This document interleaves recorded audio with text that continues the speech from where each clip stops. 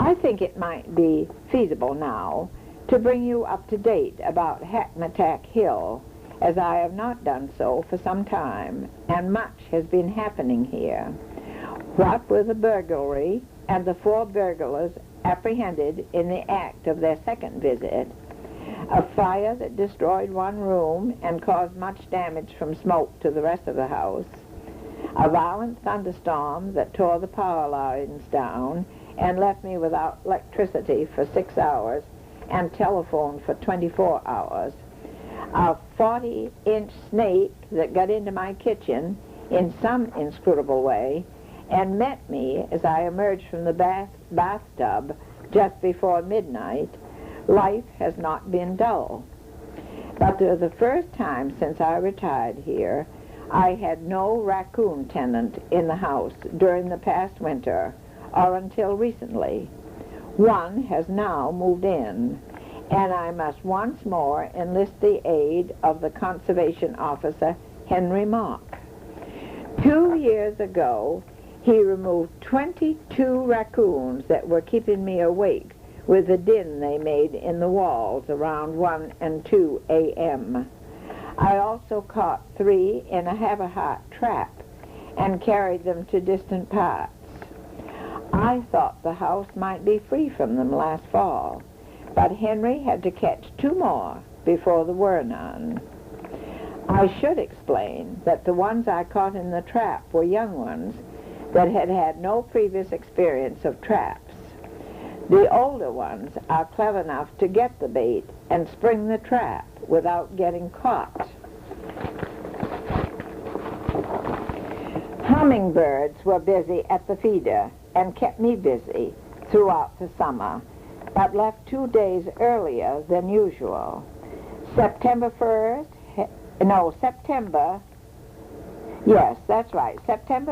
has invariably been the day when the supply of syrup was left untouched, but this year it was August 29th.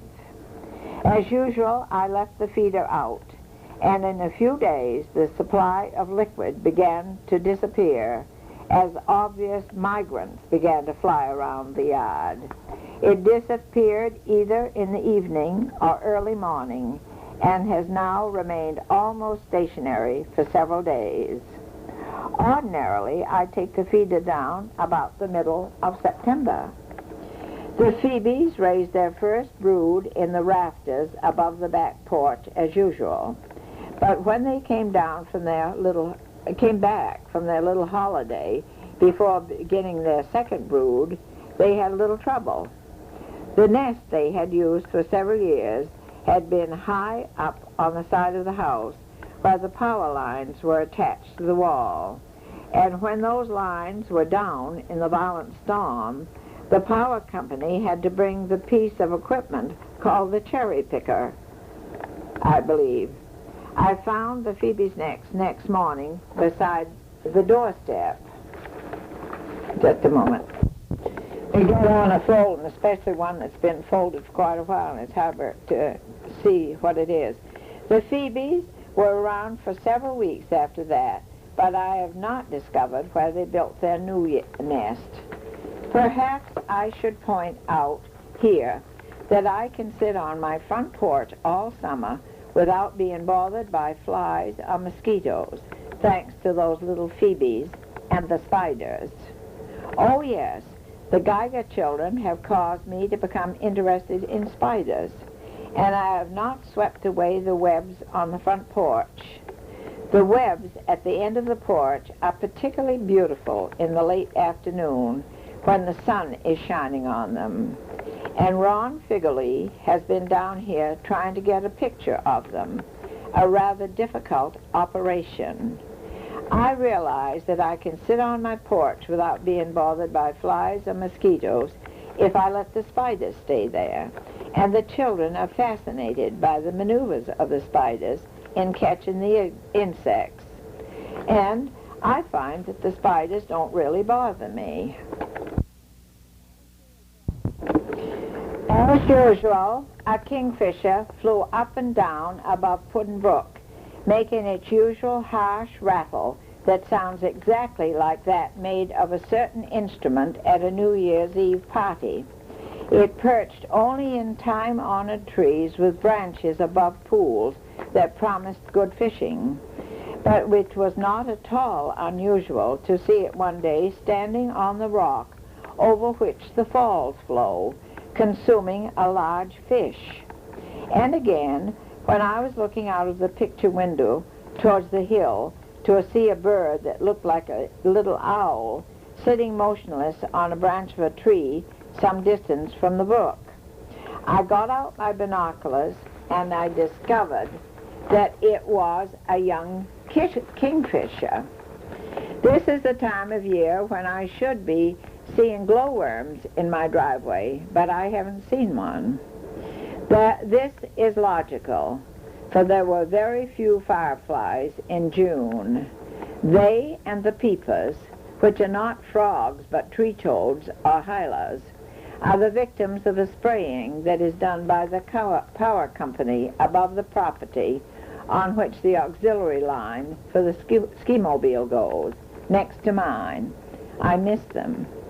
I have very few birds, as there is no one else nearby feeding them, and they are astute enough to go where there are plenty of feeding stations.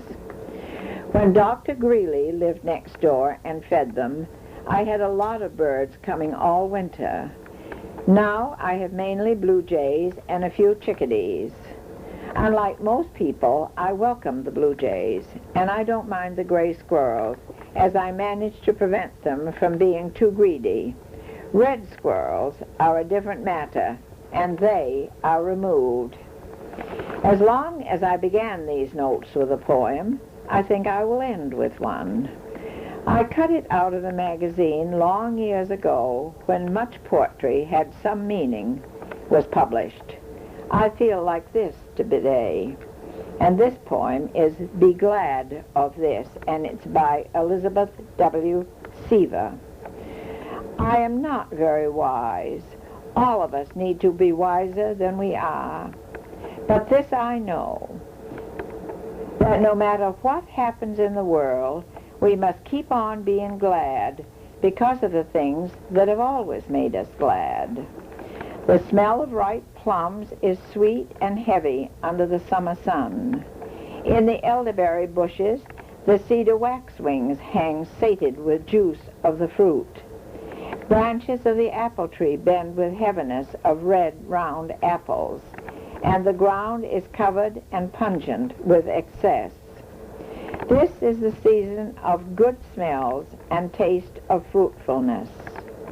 Be glad of this, no matter what happens in the world, for this shall be always.